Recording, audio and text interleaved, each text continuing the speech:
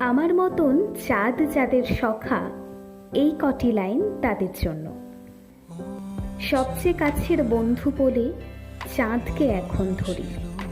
রোজ নিয়ম করে মন্দ ভালো সবই তাকেই এসে বলি। প্রত্যুত্তর পাই না তেমন, তাতে কি আর করি। কিন্তু চাঁদ যে শোনে আমার অলিক কল্পনার ঝুলি, আমি তাতেই খুশি। আমার হালকা লাগে ভারী। কিন্তু প্রশ্ন যে একটাই, না পাওয়া সব কিছুই কি চাঁদের কাছে পাওয়া যায়? কি পাওয়া কি যায়? তুমি ভেঙে